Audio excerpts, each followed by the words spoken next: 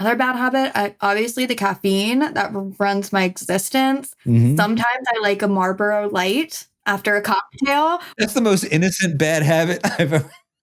Wait, it's so funny because I did put something on Threads about that. I was joking. And you would have thought that like I killed 15 puppies in front of people. They were like, "You don't understand. Like this is the worst thing someone can like be influence promoting." I'm like, I was kidding. That's just a very loud minority. I think we're all going to be okay.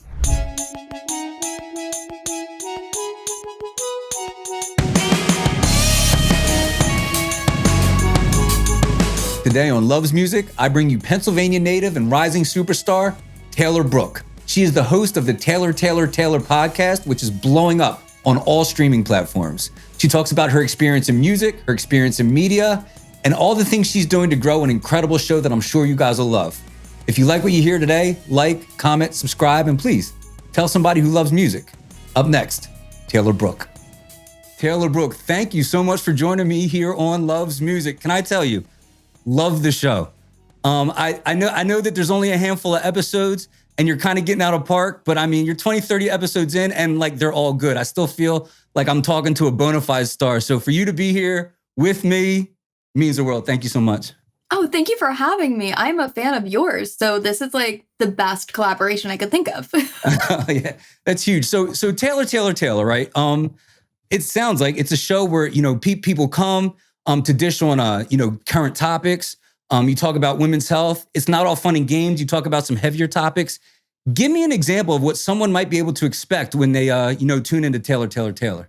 I like to say it's kind of like Big Brother, that show on CBS, where they're like, expect the unexpected. It's always unexpected. It's always a little unhinged. I don't like to muzzle my guests in any way. I want them to speak freely, even if I, maybe I'm not as educated on the topic as they are, or maybe I think differently than they do. I just like to spotlight anyone that has a voice and wants to talk. And like, me, I never shut up. So I never run out of things to talk about. Yeah. Well, and the thing is, I think it would be a mistake to assume that it's just a show for women. I mean, you have plenty of male guests on there. There's aspects of the show, there's episodes of the show that I truly related to. So it's not just a woman's show. Would you agree?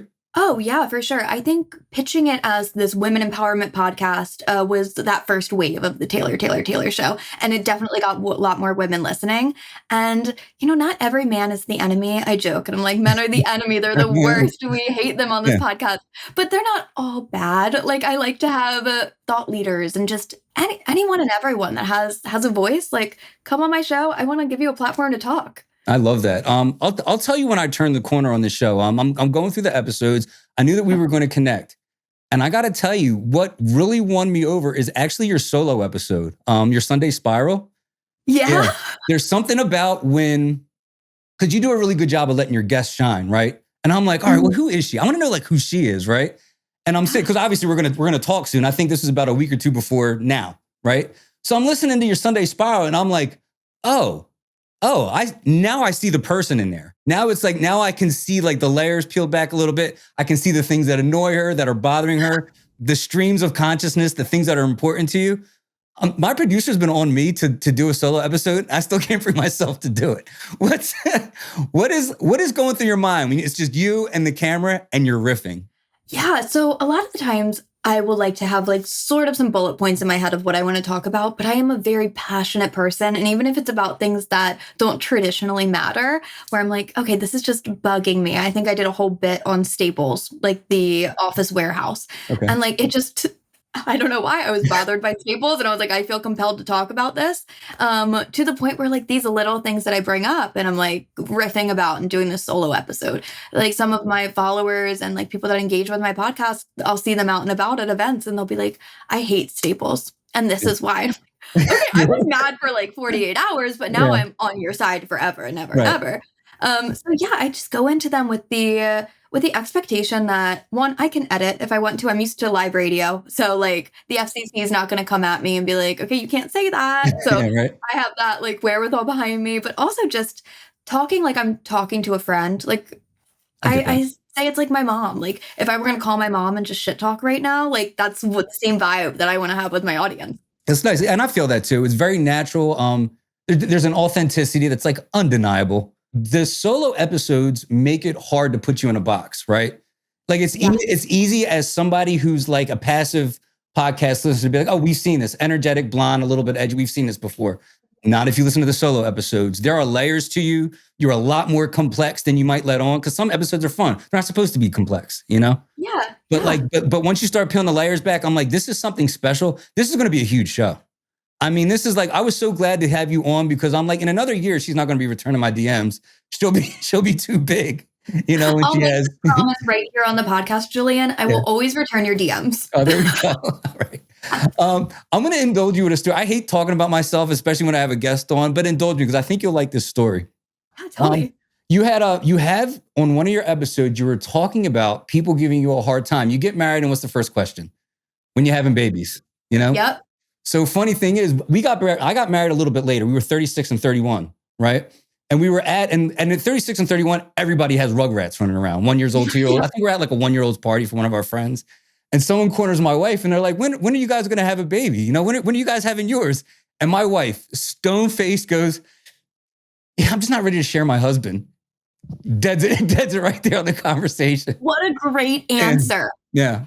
Wow. Yeah. What did they say? Yeah, that's the first thing I thought of. They're just like, oh, okay, just dead air, you know. But I was like, but it made me think of it because, like you said in that illustration you gave, it's like, can you please not ask me what I'm doing with my body if we don't if I don't know you personally, can you please not question like when I'm going to reproduce? You know. Totally, and I bet they don't ask you that as much as your wife. No, so yeah, no. Well, no one asked me except for my mom. That's fair. That's fair. Yeah. Yep. Mm-hmm. Yeah. Well, I have a 3-year-old grandson, so like it kind of like fills that void of having like a little one running around. Oh, yeah, that's awesome. Yeah, no, but it's really cool, and like you said, that you do have a lot of different thought leaders on there. One of the causes I know you were championing as well was it was teaching kids English in Bangladesh. Can you tell me more about that cause that you were working on? Because I want everybody to be aware of the stuff that you're involved in. Oh, totally. So we did a podcast interview, had to be 3 or 4 months ago with Imran Hassan. He was a character on Summer House, that Bravo television show. And Imran and I really hit it off. And something that I wanted to have him on the podcast about was his whole mission of going on this show. If you meet him in real life, he is so down to earth, so easy breezy, and not like a big talker, like not someone that you would think would want to be on reality TV. And he tells me the reason why he wanted to be on it was because he's championing this charity. Like he's building these schools in Bangladesh to teach kids English and so that they're more well prepared just in life. And he came from Bangladesh. So it was so important to him to get that out. They didn't air it. Didn't air anything really about his mission or his school. So after, talking to him and having that interview, I became really involved where anytime I can mention it, I do. There's a GoFundMe. You can search Imrul Hassan, IMRULHASSAN, and it's English Schools for Generational Change. And you can see the whole GoFundMe and everything. And as a former I'm still an educator. I teach a college class, but I have my degree in elementary education. Okay. So to me, that was just the perfect combination of something to. So we want to get plugged in. Is it safe to assume that we can find Imrul Hassan just on regular social? Just look like Imrul Hassan on Instagram, Facebook, Threads, maybe. Yeah. Yep. Okay. So he's all over. And the name of the charity, so we get this right as well, if you want to go to the GoFundMe. Yeah. So the GoFundMe, it just says English Schools Mission for Generational Change. Yeah, it's actually under Imrul's name. Yeah. Yeah. No. All right. So, but I'm sure there's links if we actually get to Imrul's name as well, right? Yes. Oh, yeah. Yeah. Okay. All right. So it's certainly try to check that out. If you feel burdened to, maybe reach out or contribute where, we can teach kids English and help them, just get ahead in life at a younger age. Some of the groups that are less fortunate than us, please make sure we reach out to Imrul Hassan. He's doing very important work. Something I wanted to ask you, you've already put together such an impressive body of work. Is there an episode or a moment in your tenure of doing your show so far that you are specifically proud of? I would say so far from the ones that have been released, dropping a little Easter egg there, I'd say the episode with Ellie Schnitt. She used to be on Barstool Sports. She had her own show on there for a while. And it was great to talk to her from the perspective of not just another media girl, but as a human to human connection. Like we both big Taylor Swift fans. Like obviously we're comfortable being in front of the mic, but there's so many layers to her that I feel like we got to talk about through the interview. Like she wants to go into like politics and be a thought leader on that. And it's just something that like, and it sucks that the judgment is, oh, she's like a little blonde girl and like she was on Barstool and that's amazing. Like, sure, she's great at her job, but like getting to know her and know that like, okay, she's so smart and she has so many different layers to her that I feel like we were able to bring out in the podcast that maybe not a lot of people know about her. Interesting. Which, yeah, I was super proud of that. That is really cool. And you do have a way of drawing people out like that too. I feel like, do you ever notice with some of the longer format, it kind of takes a while to get to the meat, so to speak. There's always like that like 15, 20 minute like warm up period. And then it's like, okay, as long as I have a 30-minute drive, I can listen to this. But it always kind of takes a while to get to the good stuff, right? It does. Yeah, they have to feel comfortable and it takes a lot of people a little bit more time than people like you and I who can like jump on a mic and just start talking. Absolutely. Okay, the flip side to that coin, right? Since you've been recording, give me an example of a time that maybe a mistake or something like, I wish I could have had that one back. I wish I could do that over. So when I give advice to other people going into the field, I always say have a backup plan. And I live by that. I'm so anxious all the time. I have a billion backup plans. But something that I never really like accounted for was I have all my equipment. I can make a studio wherever. Like if we wanted to go on the street and just start podcasting in 10 minutes, I'd be like, okay, like, let's go. I'll grab all my equipment. But when you travel for an interview, a lot of the times, like you're paying a studio and you're going there and you're doing your craft and then you're leaving and they're sending you the bits afterwards. As someone who's like as hands-on as me, that gives me anxiety where I'm like, I want my hands on everything. Like I need my producer. But there was a time like where I think I was up in New York and the producer or the engineer for that session just didn't show up, which as someone who's like having a guest in, you're freaking out. You're like, where am I going to go? What's my plan B? Like, how am I like going to make this fine? It ended up like, he was just like very late and we ended up, still doing the podcast and it was fine. But it was something where I was like, if I could go back, I would have had an alternate studio on standby. I would have known the area a little bit better. I would have prepared just in case something like this did happen. It's like, and your first season, like this is the first season of the show. I didn't want my guests to be like, she made me wait in a hallway in Midtown for an hour. Like that's so cringy, but it ended up being fine and working out. But was the guest a good sport or? Such a good sport. So kind. Yeah, I was so lucky with that. And like even the engineer, like I felt bad. Everyone in the creative industry, you're not just one person. You have a billion jobs. Like you're not just an engineer. You're a producer. You're the talent. You're doing all this other stuff. So especially in the beginning. Yeah, you're wearing every hat. Yeah, 1000%. So I think I was more like I was mad at myself. I was like, ugh, I wish I just, had a backup plan with this. But it ended up working well. And it taught me that, in the future, carry your Rode microphones with you everywhere you go, just in case. Yeah. Well, obviously, clearly the beginning of your experience wasn't just this podcast. What are some of the influences or some of the people that kind of shaped you on your way up to the moment we're at now? I say my biggest influence was John DeBella. I worked on his show for 5 years in Philadelphia. If you're native to Philadelphia, you know the voice, you know the mustache, you're familiar with the guy. Let's go. He gave me the start in radio that I needed. Walking into a classic rock station at 19 years old, I think I was 19, had an interview that wasn't even mine. It was my college ex-boyfriend's, and I was an education major. I had no reason to be in this radio station. Wow. But I walked in, got an internship in promo, and then I met DeBella one day and I was like, I want to work for you. Like, you're the guy from MMR. Like, you're the morning zoo. Like, that's you. Like, let me work for you. And it took a while because, again, no qualifications. And I was just like, hire me. And then when he finally did, it was eye-opening, just a whole different aspect of the industry.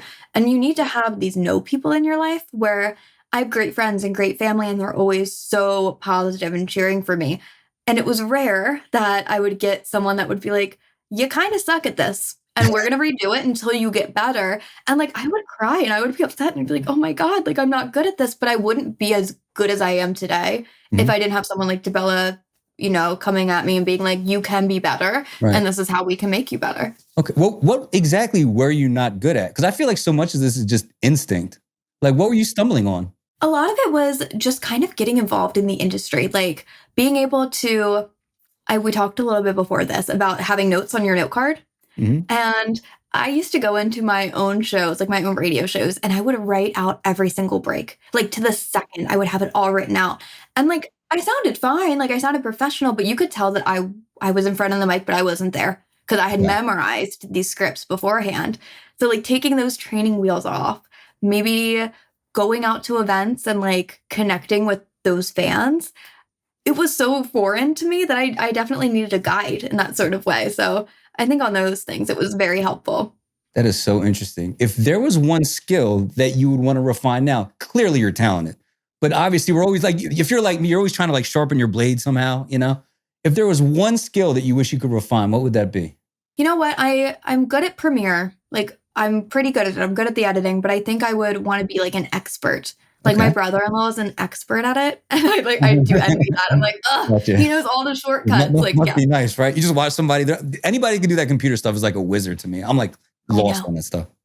I know. I'm editing audio and I'm like, okay, I did amazing. And then I watch him do it. And I'm like, okay, that took 3.5 minutes. It took me 3 hours. Yeah, right. Love that for you. Yeah. Okay, flip side of that coin. What is something that you think you do exceptionally well? Give you an opportunity to flex here a little bit.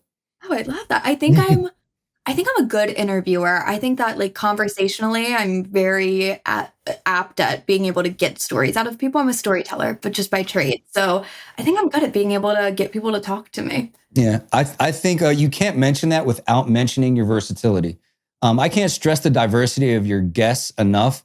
And it's not, and you don't see the disparity in, I'll give you an example. Like there's a difference when, say, Joe Rogan might, when he's interviewing, say, another comedian versus another physicist versus a female politician versus like there's like a disparity in energy. You know, sometimes it calls for something a little bit more subdued. Sometimes it's cool to just watch these two guys giggle. You know, like whatever.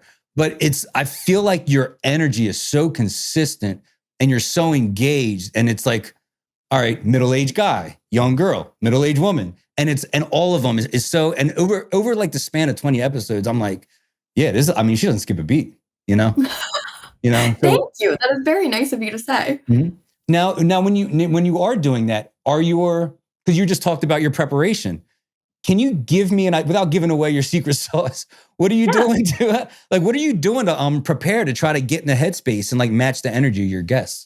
Yeah, so I feel like a lot of the times it's the reversal, like they're matching my energy because I am so excited and passionate about what I'm doing. Okay. Where, I'm showing up, guns blazing. I'm like, yes, I'm so excited you're here. Like I've been meaning to meet with you. Like this is awesome.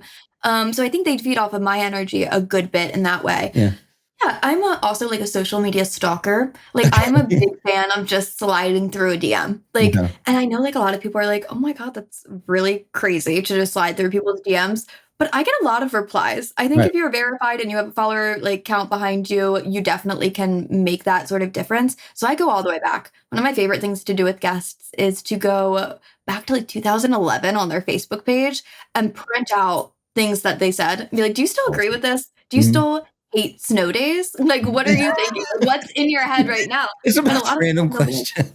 like, why are you asking me this? This is so weird. No, but it's But engaging. Tracy's Yeah. are like, I love you did your research. So Yeah, I always lose sight of the fact that I am just like a guy soliciting maybe like a female guest. Like to me, it's just like they're all just like, I love music. So yeah, come be on my show.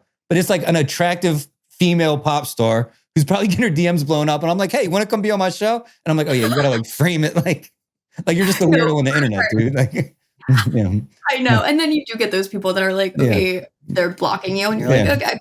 No, I never did anything bad enough to be like blocked or anything, but I just lose sight of it because like I'll send out like a casual because usually you'll get like a like almost like the email I sent to you, right? Like I got the email right away from I guess Mark, who is he like a producer or? Yep. He's a member of my team. Yeah, he does all the booking. Right. So my first email was like super professional. You know what I mean? Like it's like here's what I can do for your show. Here's what you can do on my show. Here's your info. But sometimes in the heat of the moment, I'll hear a song. I'm like, this is incredible. You know what I mean? And then I go right on. Then I go right on like the threads comment, and I'm like, this is dope. Want to come be on my show? And I'm like, God, you bonehead. You just sound like a weirdo. That's awesome though, because so many of us do that. Yeah. We need to talk about it more. Yeah. Right. Yeah, it's funny. Well, we got to talk about music, right? A little bird told me you're named after the great James Taylor. I am. Yep. Oh, that's cool. So are you actually a James Taylor fan, or was that your folks? Yeah, so I love James Taylor, probably because of my parents. My mom listened to James Taylor the whole time she was pregnant with me, and they were like, "Okay, Taylor, like that works out." I was really raised on music. Like Yeah. my mom, especially, like just such a music heavy household. Like we had vinyls everywhere, even when vinyls weren't popular anymore. Like we had vinyls, we had CDs. Like she made sure we had an iPod. Like she was Oh, very clued into that. So I grew up on like classic rock music. I was the first music video I ever saw, I say this all the time, was Love in an Elevator with Aerosmith. yeah. And I think one, mom, what? And two, I love that you introduced me to Steven Tyler at Right. age like 7. Right. Like my first Barbie was a Britney Spears Barbie doll. Like, so I grew up in this whole music household where I think I was 11 or 12 and I picked up my first guitar. And I have like 7 guitars now. Like Really? I love to play. I love my keyboard. I love to make music. And Really? yeah, I used to gig throughout college, like very consistently. And then COVID happened. And then I released a song. I have one song, notably one song. I'm so And I'm so first off, I'm very embarrassed right now. You're on a music podcast. Didn't know you did music. How about that? I kind of love that because I'm not the proudest of this song. I Okay. thought I was having my Taylor. I mean, it's cute, it's poppy, it's fun. It's Yeah. 2020, it's As, 2020. as your early songs are. That's what your first songs are supposed to Yeah, be, you know? You throw totally. I something had against a the wall, great see if it sticks, you know?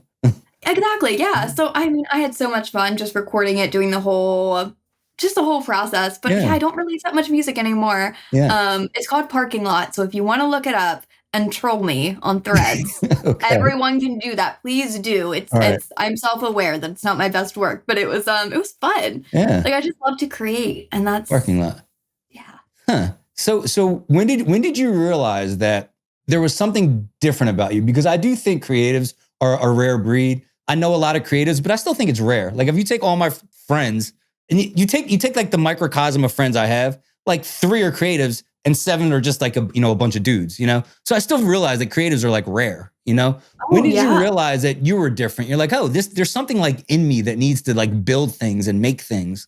Yeah, I think I was a kid, so I had to be like maybe 4 or 5 years old, and before bed every night I would make my parents like sit down and I would perform a whole show. Sometimes I was singing, sometimes I was dancing, sometimes I was just giving monologues. And I was Wow. a child. Like these home videos are crazy.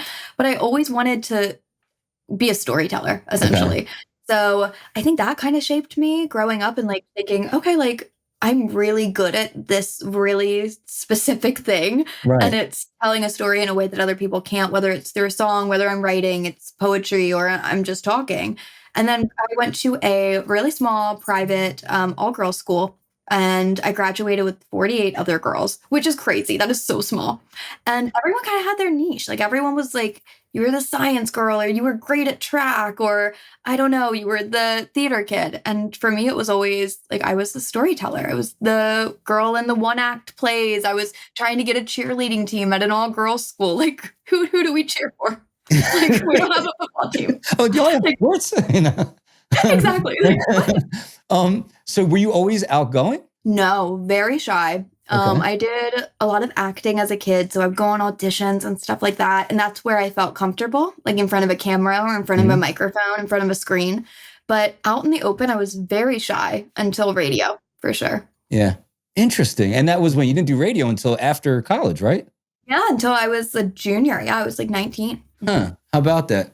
I always Yeah. said that too. Like I think it's like you're a creative and you believe you are different. And I think you believe you're different when you're young, like really young. You feel different.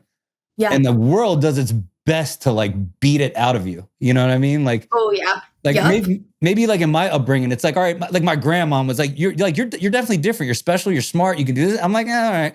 And then like the first 12-year-old is like, man, you ain't shit. I'm like, yeah, you're probably right. I'm not special at all. Right. And you just believe Yep. it. Yeah. You're like, my grandma was wrong. Yeah. I Yeah. was, Yeah. yep. And then things pop up. Then later I start writing music when I'm like 17 and I'm like, oh, well, I can actually do this pretty naturally. Imagine if I had been doing it for the last 5 years and I didn't think I was able to. And then Right? life happens. And then, 6-7 years later, someone's like, hey, you really got a knack for this like sales thing in business. And you actually have a great mind. And I'm like, oh, I would have went to college if I knew that, but somebody told me I wasn't smart. So, and I believed it, like I'm Oh being a man, little bit yeah. hyperbolic, but it's like creativity is only recognized and celebrated in like a very small prism, and the majority Yes. of it doesn't really nurture those gifts, So if you believe you have it, I mean, if I could ever give my younger self advice, it's like, hey, you remember the first person that told you were special? Believe it and lean into it a little bit, Like what would you tell your younger self if you had it to do over again? I'd say be delusional. Don't be Yeah. scared of being delusional because I think I do operate on this mindset of like, if I want something, I'm going to have it. And it could be getting Oprah on my podcast. Okay, that's going to be hard, Taylor. Yes. But Yeah. like in my mind, I'm like, I believe it and I think it's going to happen. So Go it is big or go going to home. happen. Yeah. Yeah. So like, Yeah. I'd say be delusional, Taylor. Is that your dream guest? Oh no, my dream guest is Taylor Swift, but I don't think she does podcasts besides New Yeah. Heights. So I'll let it Yeah. go. I'll let You it can go. dream. Yeah. That's all right. I have like a delusional dream guest too. I was going to say Paul McCartney, but I mean, I'm kind of running out of time too, but I'm like a big Beatles fan. If Paul McCartney, Marcus Mumford, Caleb Fallowell, Dave Grohl, like if I got like one of those guests, I'd quit. I'd be like, I don't know how to go, where to go after that. Paul McCartney would be such a good guest too, because you know that he would care so much. Yeah. Yeah. And he does do interviews like here and there. I think Mark Maron interviewed him. Like he's a great interview. He doesn't do a lot of them, but when he does, they're great. Yeah, and he's I funny. think he headlined at Firefly. Remember Firefly? That music Yeah. festival in Delaware? Yeah, I think he That's so headlined funny. like He headlined 29. Bonnaroo the year before Firefly. That's so funny. Were you there? No, I wasn't. I wish I was. Oh my But I God. heard about it and I was like, I Yeah. should have went Yeah, more. he did Bonnaroo in 13 and then Firefly in 14. I had just seen him in 13, so I didn't go to Firefly. Yeah. Wow. Oh, Yeah. so cool. Wild, right? So you said you would give advice to your younger self to be delusional, right? Now, if a young lady who wanted to follow in your footsteps, the same age, right? Would you give her the same advice you would give yourself? Or would you give a stranger seeking counsel from you different advice? Twofold on that. I would, one, say be delusional. And two, I would say, if it was a young girl like me, I would say never let a boy tell you what is right for your brand. I would say Nice. you follow it yourself. I feel like as women in the industry, we're consistently told, no, maybe it's a little too much. Maybe I would tone this down, or maybe I would go about this differently. And when it comes, take the advice for sure. Like, do what feels natural to you, but make the decision yourself. Right. Never let anyone tell you how to shape your own brand. Because I feel like a lot of girls get stuck in that kind of loop. And then, like, kind of what you said in the beginning of the podcast, it's that cookie cutter of, oh, like she's blonde and little and edgy. That's it. Yeah. That's fun. Yeah. Right. But yeah, be you. Do whatever you want. Unapologetically. Yes. Yes. Mm-hmm. Mm-hmm. Absolutely.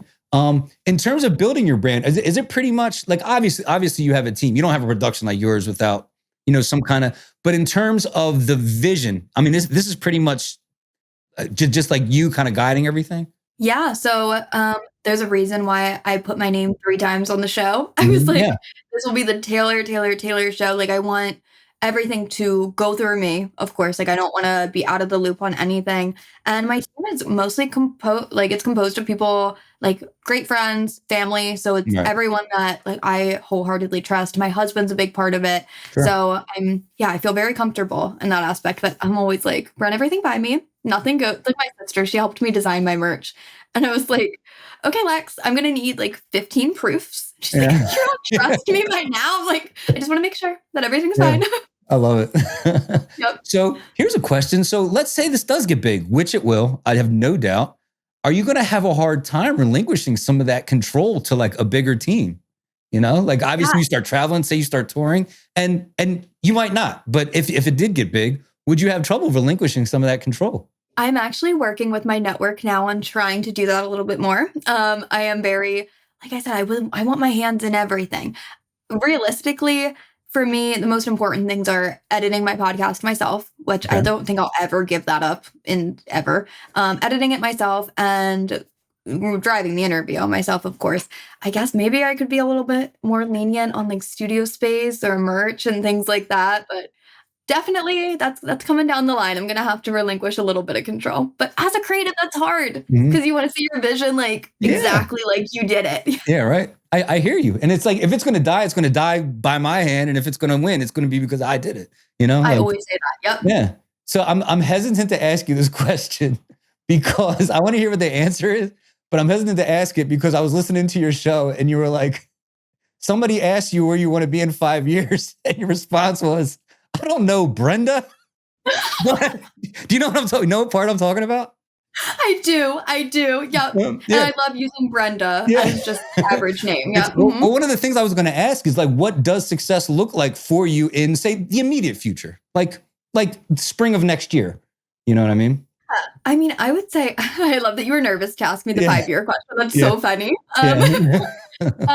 I'd say like the future of Taylor and Taylor Brooke Media is I just I want to scale, obviously. Like I want to continue to get bigger, get more audiences, give more people a chance to speak. But I'd say in the next year, I would love to have accomplished another season 2, which will drop in end of January, early February.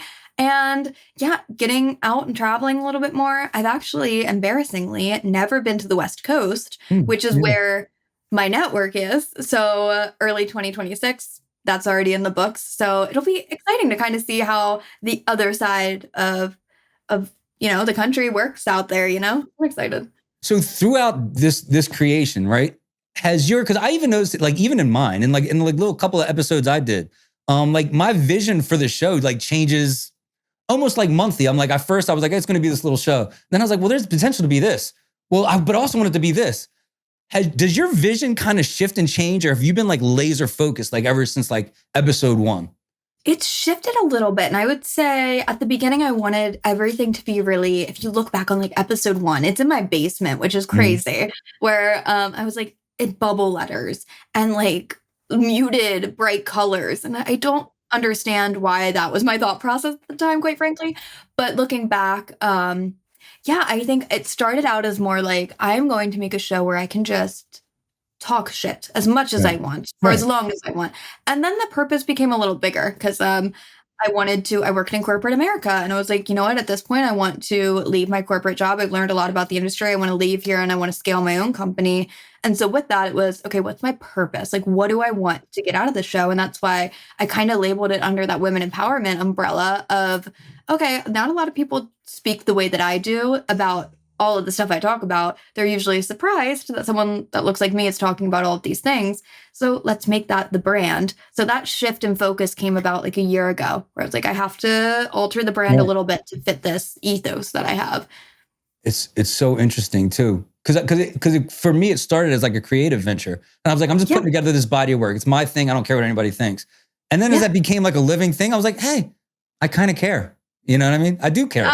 You know what I mean? And I want to know who's going to be listening. And I do care how they're going to be influenced, And it's weird. And it happens kind of quicker than I thought. You get that community so quickly. Yeah. Yeah. And then you care about them. You feel like invested. And I'm like, I never thought I'd feel like this about like, to me, what I thought was just like a silly art project, Oh, yeah, for sure. Yeah. Someone like replies to me on Threads and they're like, I'm having a bad day. I'm like, my internet friend, Brenda, is having a bad day. Like, now my day's ruined. Yeah. Brenda. That's my favorite thing to just throw out there. I don't know why. I can't ever meet a Brenda now. It's funny that you bring up purpose too. An interesting frame that I heard, and this isn't mine. I think I might be stealing it from maybe Alex Ramosi, Chris Williamson, one of those like really smart guys with like billions of followers, right? Yep. And it said, imagine if you're not sure about what your purpose is, one of the frames you can use is imagine your life is a movie, right? And you're watching and you're in the theater and your life is being played out. What would everybody be shouting at the screen? Kiss the girl, take the job. If your life is a movie, what do you think everybody would be shouting at the screen right now? Shut up, Taylor. Stop talking. Gosh, they would be shouting. Oh man. It sounds kind of corny, but I feel like it would be follow your dreams. Like follow what I've taken I've had so many jobs. I've taken any job and every job. And I've worked in a lot of different fields. And I think I always came back. My mom says all the time, she's like, you always come back to music. It doesn't matter what you do, but you do something creative in that music sphere. And my whole life has been really a testament to that. Anytime I've tried to deviate, I've been thrown right back. So. Wow. Yeah, I'm like, I got like the chills right now because I've only ever felt aligned doing something creative. Yeah. To the point where it's like, you clearly have a good life. Everything's going good. This is a great job. And I'm like, dude, there's something's missing. Something's missing. I don't know what it is. Something's missing. And the Yeah. minute I like lean into something creative, I'm like, oh, that's why. Because you're supposed to be like making things, you know?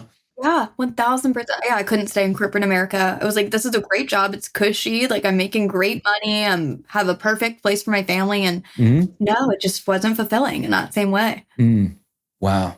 So speaking practically, what are some of the things that you do on maybe a daily basis or a weekly basis that are just some good habits or things to stay focused, things to stay energized, something we might be able to take with us?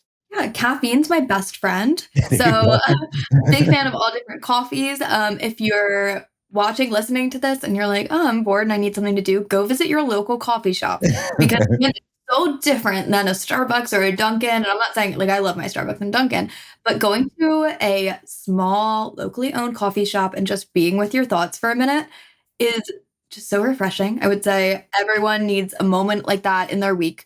And then I'm a big Bravo fan. Like, I love all the housewives. I call my stories like an old lady. I'm like, I gotta watch my stories tonight. So, like, just carving out a little bit of time to do something that's for you. Maybe it's listening to a new album. Maybe it's watching your favorite TV show, whatever it is. Reading, like, I'm a big Sylvia Plath fan, which I love reading her journals and I love reading her poetry, but I have to be careful because I know it's so depressing. I mean, she stuck her head in an oven, for God's sake. Like, it's going to be depressing. Yeah. So I have to like know when that's the moment. Yeah. Yeah. So, okay. Flip side to that coin. Do you have any bad habits? Oof. Yeah, I'm sure I do. Yeah. As a guitar player, I pick my nails a lot. That's a problem. Another bad habit, obviously the caffeine that runs my existence. Sometimes I like a Marlboro Light after a cocktail, which also is like, I don't know. That's the most innocent bad habit I've ever. Wait, it's so funny because I did put something on Threads about that. I was joking. And like, I love to make like a sly joke on Threads because I'm getting used to the platform. And I said something about a Marlboro Light. I was kidding. And you would have thought that like I killed 15 puppies in front of people. They were like, you don't understand. Like, this is the worst thing someone can like be influence promoting. I'm like, I was kidding. That's just a very loud minority. I think we're all going to be okay. Right? I'm like, it was one Marlboro Light, I promise. Yeah, right. Yeah, we'll be all right if you have a Marlboro Light. Yeah, right. Yeah. What is something that keeps you up at night? Like something that gives you pause? Like when in the stillness of the morning or the night, something, and you don't have to answer if you don't want to, just something you're like genuinely worried about. This should be so easy. I'm worried about everything all the time. Success, and not in the way that you're thinking. Okay. So, or perhaps people are thinking. I could have a beautiful, like accomplished life on paper, but perhaps it wasn't exactly like what I thought it would be. And for me, like, I worry that somehow I'll lose like the depth of my show, or I'll not be able to perform the way that I perform now, or my mindset will change or something. And I think it's just because like I have this like preconceived notion of like listening to podcasts or like being fans of these creators. And then essentially like they do change and their message changes and I feel less connected to them. Where what'll keep me up at night is thinking, oh gosh, like I hope like I'm not being tone deaf. Like, and I feel like I'm so good at like having my finger on the pulse and being really self-aware, but I do test myself with that of like, okay, I just want to make sure like I'm not isolating in a way. Okay. So you mean catering to like your specific audience and isolating you from broader growth? Because what you said is really important. I'm gonna make sure I get it. Yeah, no, I think it's more along the lines of feeling like if like tomorrow I changed the whole concept of my show just to appeal to like a group of people that aren't my audience. Yeah. So like trying to like change myself. And that's not something I want to do. I actually went through this last week. I was like, people treat me so differently. It was just because I was in this competition and there were all these boys there and the judges were boys. And like, it was more like they were all looking at me like, it's adorable. It's adorable. Your thing is so cute. And I was like, I'm going to cut my hair. I'm going to dye it dark. And I was like, and it took me like 2 days after that to be like, okay, no, that's not my brand. That's not who I am. Like, I don't want to change for anyone else. So that's what keeps me up at night. Interesting. That's really interesting. Jordan Peterson talks about that. He talks about it with musicians, and I see it happen all the time. A musician comes out and you connect. They're vulnerable. They're edgy. They're a little bit damaged. You're like, yo, I feel that. And then what happens, it gets to like the next tier of fame. And they're like, all right, well, I'm going to attach myself to this cause because it's popular right now. And now it's like the message is kind of skewed. And you're like, oh, where's like that edgy, like vulnerable person that I was just used to like a year ago? And he said, instead of being a great musician, now you've just turned into a second-rate politician. You know, because you're just swaying with the tenor, like the climate of the market. You know, that's so good. No, it is. It's so true. Yeah. So I mean, I could see that being like a serious concern. Being like, all right, well, if I have to grow, I have to change. And is it me evolving? Am I just reaching like the authentic next step in my progression, or am I catering to the market? And sometimes you really can't tell what you're doing because sometimes it's subconscious. You know? Yeah. Mm-hmm. You know, you're like, yeah, well, they were upset, so I changed the way I talked about this. And it's like, am I pandering, or am I like just am I evolving? You know, which are two very different things. You know. Yep. Mm-hmm. Nah, but I mean, I like what you're doing. And I think you're also smart enough to tell the difference. You know. Thank you. I appreciate that. Yeah. So we got to talk about music, right? I feel like we barely talked about music at all. I know. All right. So here's the scene. Show's over. Turn off your computer. You get in your car without even thinking about it. What's playing? Ooh, right now would be Bowling Alley by Audrey Hobart. I don't know what that is, but I'm writing it down. What kind of music is that? It's pop, and she's a young girl. She's got to be in her 20s, and she wrote this whole EP. She's friends with Gracie Abrams, and it's called Bowling Alley, or Who's the Clown? And the song is called Bowling Alley. And there's just something about, you know, when it's supposed to rhyme in a song, and you're like, oh, she never does that. And like every time I'm like about to say another word that I think rhymes with the previous, like, I don't know. I love it. The structure of her music. Yeah, clever. Nice. Yeah. So other than that, who are you obsessed with right now?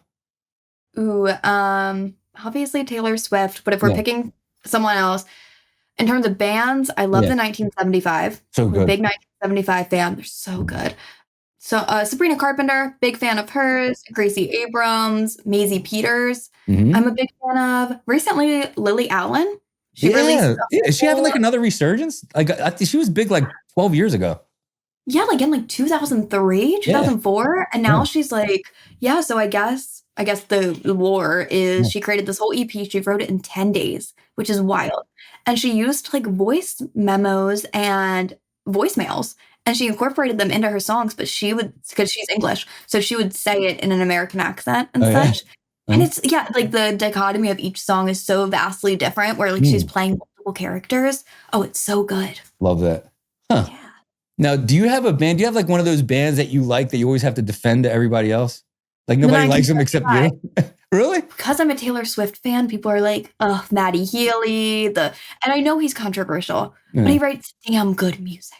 Like, so good. All their songs are so good. And they're like so instrument heavy. Like you see like Bruce Springsteen, and like I'm a big fan of the Boss. Like Springsteen is it's religion, like to some people, me included. And like you see a concert that he does, and there's like an 11-piece band behind them, and you're like, this is music. Like this is what it's supposed to be like. And I get that vibe from the 1975. Like you didn't really care about the music. Yeah, 1975 is on a very short list of bands I consider my bands. Like when on the way up, probably 2011, 2012, I got super into The Neighborhood. I heard Female Robbery on like a college radio station. I'm like, what is this? Awesome. I saw them at Union Transfer for like $15. And guess who was opening? 1975. I'm like, there's something going on in this room. I was like, there is no way this concert should be $15. Yeah. And at the Union Transfer, what a cool place for that kind of show. It was like half full. I'm like, they were really on the way up. Like, I think Chocolate might have just started getting played on like late night. Like it was like the only, like they would play it late on like videos. It wasn't even like the mainstream videos, you know? Yeah, that is awesome. What a cool flex. Yeah, it's wild. Yeah. But but also like, it's not really a flex because like I do that. Like I always go to like cheap concerts trying to like find like that new. So, I mean, if you go to 100 cheap concerts, like you'll find that diamond in the rough 6 times, 7 times, maybe, you know? Yeah. Do you go to shows? What's your favorite concert you've ever seen live? I'd say the Best of Both Worlds tour with Hannah Montana and the Jonas Brothers in 2008. Really? It was my first concert, and it was at the Wells Fargo Center, but it was like Wachovia, I think then. And I remember thinking, oh my God, this is what these people get to do for a living. And that is so cool. Yeah. So I'd say probably that show because it was my first show. And then outside of that, maybe Tom Petty. Yeah, Tom Petty's good. I saw him for another Bonnaroo show. Yeah. Oh my gosh. I wonder if it was the same weekend as because I went to Bonnaroo 3 times in a row, and the Sunday headliner was Tom Petty, and then I think he passed like a few years later. Yeah. Yeah. I saw him the year before he passed, and I was like, thank God I went to that show. Yeah, absolutely. Yeah. So let's say there's only one way that we can support you, right? Because people are going to listen to this. I mean, obviously you're quite a personality. They're going to want to support you. What's the single best way that somebody could come and support you? I would go to TaylorBrookMedia.com. You can find my podcast on there on all streaming platforms. It's called The Taylor Show. You also find all my social media on there, so you can follow me on Instagram, on Threads. I don't have a Facebook page, unless you friend my personal Facebook, which I'll probably accept it because I'm a weirdo. So totally go for that. You can find me anywhere on socials. I'm Taylor Brooke, and I'm usually has a little verified check, so you'll know it's me. That's awesome too. And I gotta ask, because it looks like you're doing everything so effortless. And it would almost be intimidating to be like, I could never do what she does. Even I was intimidated. I'm like looking at these episodes, and I went through like the various stages of like, oh, she's really good. Oh, she's actually like really good. Oh gosh, she's actually really good. And I just got to come on my show, you know? So it's like, so you can look at what you're doing and be like, yeah, she's doing it effortless. I can never do what she's doing. What is the hardest thing for you to do? You know, like, I don't want people to think you're just doing it effortlessly. Like, what is the hardest part about this process for you? Because a lot of it is hard. At least for me it is. Yeah. But yeah. I'd say post is the hardest. I have so much adrenaline leading up to the event, of which, is a podcast recording or is a show that I'm supposed to be at, or I'm, a personality going to your local, I don't know, med spa and people want to meet me. I think post is the most difficult for me because I'm very self-critical. So sometimes there's this How I Met Your Mother episode, and I even regret even talking about this now, but Robin goes on air and she says, but, and that's like what her phrase is. And all these college kids are watching her morning show and they're like, oh, let's take a shot every time she says, but, I noted, I watched that episode and then I watched a podcast recording and I said, but, like 5 times. And I was like, this is the end of the world. What if my college students are like doing the same thing and they're making fun of me? So I think it's just having that mindset of, I'm going to be self-critical, but like I need to let go because we're all human. Like if I say a couple times, you're not judging me for it. I'm the only one judging me for it. So yeah, I think being self-critical is like the biggest thing. So I would encourage anyone that wants to go into the field or do something like what I'm doing, give yourself grace. Not everyone's going to be a hit. They all can't be hits, but they all make great stories. So awesome. And that's what you tell yourself in those like dark moments when you're like, I don't know about this. Yeah, I'm like, not everyone's a hit, Yeah, right. No, they all can't be hits, Taylor. No, but it's always good to know because I mean, a lot of it's not so much like what happens to us; it's like what we tell ourselves when we're like alone and it's dark and it's quiet. Yeah. And then unless you really know how to like manage those like quiet times yourself, like you can really find yourself in a slump. And what we're doing is hard, and it's not a sprint; it's a marathon. It's not about what happens in one day; it's about the body of work you put together for a week. It's not about what happens in that 1 week; it's about how all those weeks like group together to form a year. So So to think that, you're going to have a bad day and like quit, or to think, oh, this was an off month and so I'm going to throw it in, it's like, it's important to hear. And I always like to hear what guests say, like, all right, in those dark times, this is what I tell myself. Because it might be a different angle, or it might be exactly what somebody else needs to hear. Exactly. Yeah. Mm-hmm. Well, I got to tell you, Taylor, I got to thank you from the bottom of my heart. I know how busy you are. I want everybody else to go check out your show, at least help yourself to some merch. I hope that you'll please come back and visit the show again so we can hear how good you're doing. Thank you so much. Thank you. And I'll do you one better. I'll actually have you on my podcast next season. So let's go. Let's do it. I would be honored. Hey, and the rest of you, make sure you check in with us every Thursday at 7 a.m. We put up a new episode. If you like what you heard today, please go check out Taylor, the Taylor podcast. And if you really like what we're putting together here, tell somebody who loves music. Take care of yourselves. Bye.